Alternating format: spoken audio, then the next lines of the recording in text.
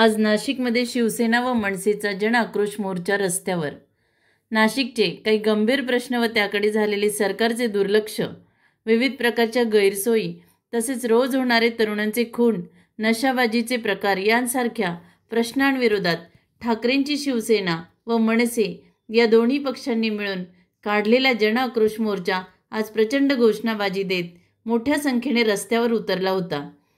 राज ठाकरे व उद्धव ठाकरे यांच्या आदेशानुसार दोन्ही पक्षांचे पदाधिकारी व संजय राऊत, बाळासाहेब नांदगावकर, अविनाश अभ्यंकर, अकोलकर, संदीप देशपांडे यांच्या नेतृत्वाखाली हा मोर्चा नाशिकच्या रस्त्यावर सुरू झाला।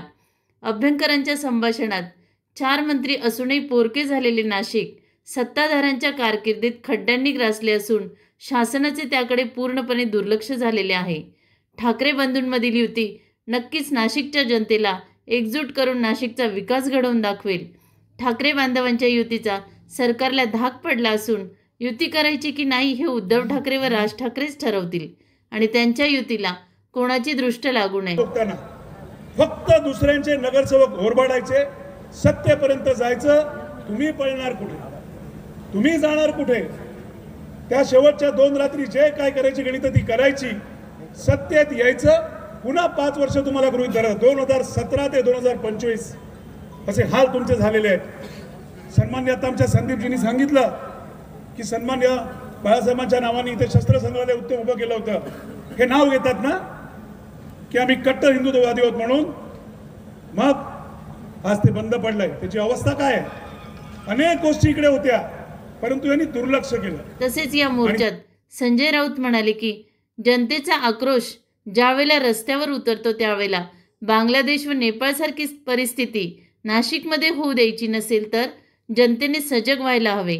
नाशिकमध्ये खून, नशाबाजी, हनी ट्रॅप हा प्रकार वाढला असून ह्याला जबाबदार फडणवीसांचं सरकार आहे। फडणवीसांना उद्देशून छत्रपती शिवाजी महाराजांच्या फोटो समोर नमस्कार करून राजकारण होत नाही तर ते रक्तात असावं लागतं असे ते म्हणाले। तसेच 2 ठाकरे भाऊ एकत्र आल्यामुळे यापुढचे सर्व कार्यक्रम संयुक्त पद्धतीने होतील। मतचोरी करून आलेले सरकार घालवून नाशिकचा विकास करू।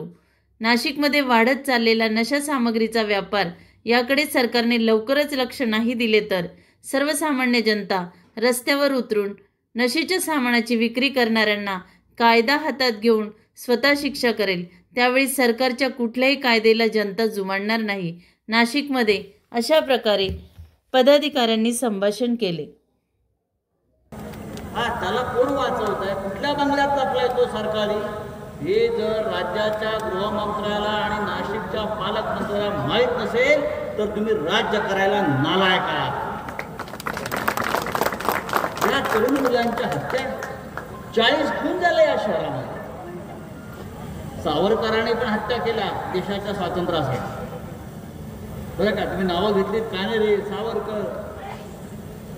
पण आता ज्या हत्या होत आहेत या जमिनी लुबाडण्यासाठी, लुटमार करण्यासाठी, हे नाशिकचं चरित्र, ज्या नाशिकच्या पावित्र्याच्या, नाशिकमध्ये घडलेला रामायणात आम्ही आढावा घ्यावा तर नाशिकमध्ये काय झालं दिनकरा दत्तानाना?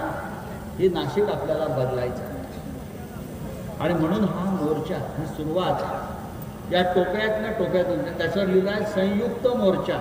यापुढे नाशिकमधला प्रत्येक कार्यक्रम संयुक्तच होणार।